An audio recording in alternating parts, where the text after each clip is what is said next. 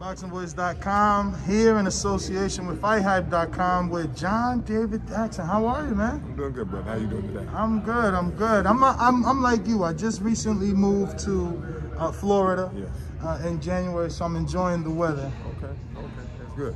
So who you have on the card? I'm sorry for not knowing. Evander Holyfield.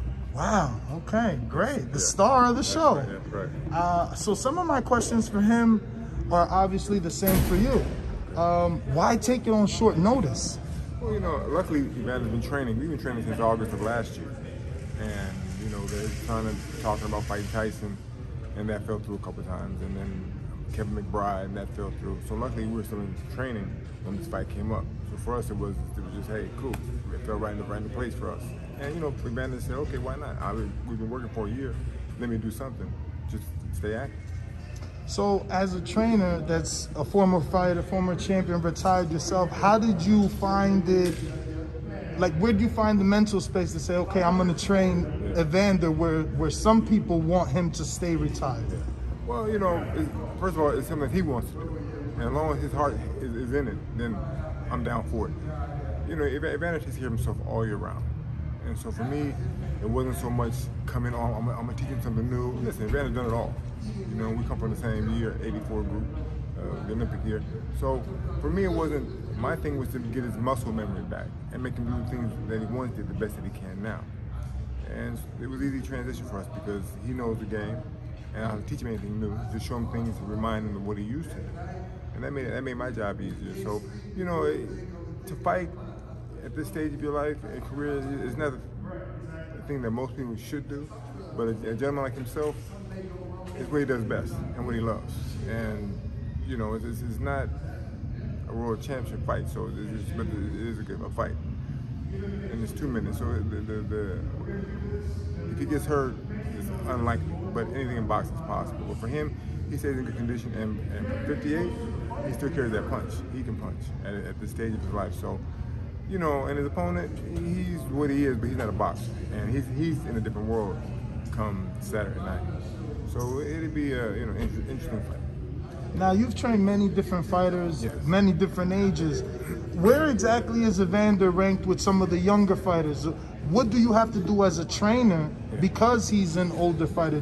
How much are you dialing back, or are you just dialing back on certain strength and conditioning but picking up on different boxing technique? Very good question. What I do is, on the boxing, I pull back somewhat because I'm not trying to kill him. You know, he's older. And people have to, realize, like I said, a lot of so-called trainers, not teachers of boxing, they get in with him, they want to make a name, so the first thing they want to do is try to push him super hard. Well, at this stage of his life, that's not necessary, and you shouldn't do that with him. So we took small steps, just get him where he needs to be at that point. So come fighting that, he'll be sharp. And so for me, I just took my time with him, and I looked at him and kind of surveyed what he was doing, and then I took it from there, and I pushed him to a degree. I might pull back some days. I never went full tilt with him because he didn't need that at this stage of his life. Now, is this the biggest name fighter you've had since Kovalev? Yeah, actually, he's a legend, right? He's the biggest name fighter I've had ever. So, you know, I've dealt with Bernard, Sugar Shane, a lot of different guys, but this he surpasses all of them. Yes. He is a legend. Yes, he is sir. a legend. Yes, sir. Now, for Vitor Belfort, do you think he's a little bit crazy taking this fight? Because Oscar, you know, even if Oscar came in at 200 or 197, he's always been a career like lightweight. You know, he made some bones at 47 and 60, but Evander, you know, cruiserweight, true heavyweight. Well, the beauty of this fight for us is, it's like you just mentioned. He has to move up in weight. And before he had a smaller fighter who doesn't punch like Evander. And like I got to go back to, that's the last thing to leave. A puncher is his punch, and Evander has a tremendous punching power. So for us, the way I look at it, can we turn away so that we don't pick up that outside noise? For us, I just feel that we're in a better position because at one time you were training for Oscar, who was going to move around the ring. Now you got a guy that's going to stand right in front of you. Exactly. And you're not a boxer, so what are you going to do? I mean, first of all, boxing, that's a true sport. You've done little things, but you've been knocked. Listen, it works out better for us, especially now that he was training for Oscar. Movement. Now you got a person in front of him. What are you going to do when you get clipped? So we'll see. So again, I want to go back to the conditioning and the boxing aspect, as if from a trainer standpoint, like, how do you know, I guess, when you're doing pad work? Do you just do it normal? Do you do the normal 3 minutes that you would do? Or are you gradually working with him because of the age? Or is he just a superior athlete where the age really hasn't come into play, so to speak, in training? No, what I do is, Evander is what I do with all fighters. We start camp and we go up and we climb that mountain. And then once we get to the top, that peak, we taper off so you don't start going down. You stay right there. So last week and this week, we've been tapering off. So when he gets in the ring, he'll be nice and still fresh and ready to go and not be burnt out.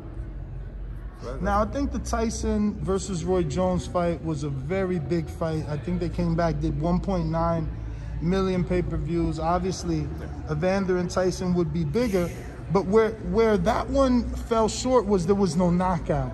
And I know people in one aspect didn't want one because of their age, but it was Mike Tyson. And that's how I'm looking at this fight. Okay. I know Evander for throwing a lot of punches. He's the type of guy that really stands in front of you and throws punches. So what are we gonna get on fight night? Do we get the old Evander, or do we get a new version of Evander that is gonna outbox this guy to not have to be right in front of him, as you said?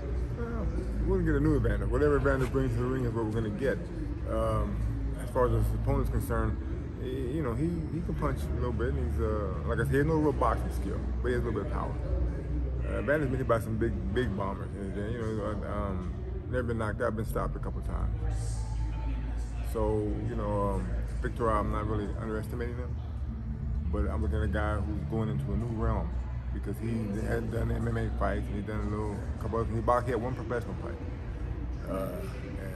and his opponent was terrible. So for him, he's in new water. He's treading new ground.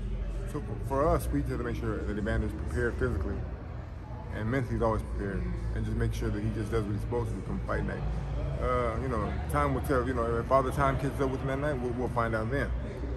But he's been doing well in the gym, so I'm not worried about that. And you know, I just hope all things just work out well for him and everything come together that night.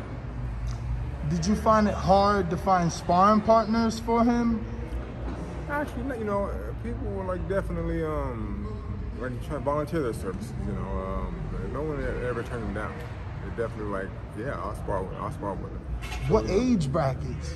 Because was that a concern that someone want to make a name for themselves? Yeah, but no, we listen before sparring started. Listen, no, listen, you're not here try not to go man now. Put it like that. You know, put in that aspect. No, you're here to give him some work to get him ready to get that muscle memory back. And if we saw anybody trying to do that, we stop and you got to get out because we don't need that.